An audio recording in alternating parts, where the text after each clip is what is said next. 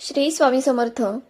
आपण अनेकदा ऐकतो की संतांच्या सहवासात हिंस्र पशु देखील आपली हिंस्रता विसरतात.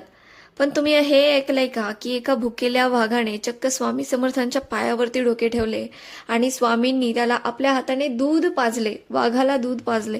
ही केवळ कथा नाहीये, तर स्वामींच्या अफाट शक्तीचा एक जिवंत पुरावा आहे. तर आजच्या व्हिडिओमध्ये आपण हीच थरारक कथा जाणून घेणार आहोत. निर्जन अरण्यातील तो प्रसंग. स्वामी समर्थ महाराज अनेकदा एकांतवासात जाण्यासाठी अक्कलकोट जवळील घनदाट अरण्यात जात होते. अशाच एका दुपारी स्वामी एका मोठ्या वृक्षाखाली ध्यानस्थ बसले होते. सोबतीला काही भाग्यवान भक्त होते. अचानक जंगलातली शांतता एका भीषण डरकाळीने भंग पावली. पालापाचोळ्याचा आवाज झाला आणि समोरून एक महाकाय भुकेलेला वाघ येताना दिसला. वाघाला समोर पाहताच भक्तांची बोबडी वळाली. तो जीव वाचवण्यासाठी जवळच्या झाडावर चढू लागला. भक्त ओरडले, महाराज पळा, वाघ आलाय. पण स्वामी मात्र एखाद्या पर्वतासारखे स्थिर होते. त्यांच्या चेहऱ्यावर भीतीचा लवलेशही नव्हता. वाघ डरकाळ्या फोडत स्वामींच्या अगदी जवळ पोहोचला.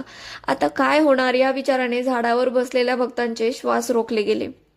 वाघ स्वामींच्या इतका जवळ आला की त्याचे उष्ण श्वास स्वामींना जाणवत होते. पण चमत्कार झाला. तो हिंस्र वाघ स्वामींच्या समोर येताच एखाद्या लहान कुत्र्यासारखा, श्वानासारखा गरीब झाला. त्याने आपली मान खाली झुकवली आणि स्वामींच्या चरणावरती आपले डोके टेकवले. स्वामी हसले आणि त्यांनी एखाद्या माऊलीने आपल्या लेकराला कुरवाळावे तसे त्या वाघाच्या मानेवरून हात फिरवला. स्वामींनी जवळच असलेला आपला कमंडलू उचलला. त्यात थोडे दूध होते. स्वामींनी ते दूध त्या वाघासमोर धरले आणि आश्चर्य म्हणजे त्या हिंस्र वाघाने ते दूध शांतपणे प्यायले.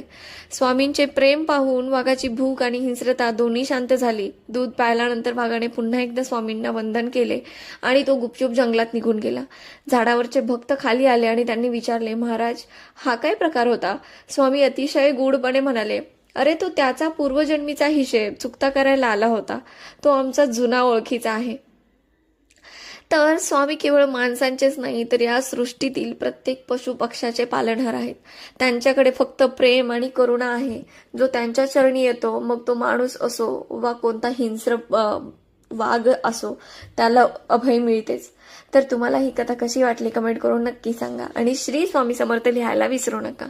श्री स्वामी समर्थ.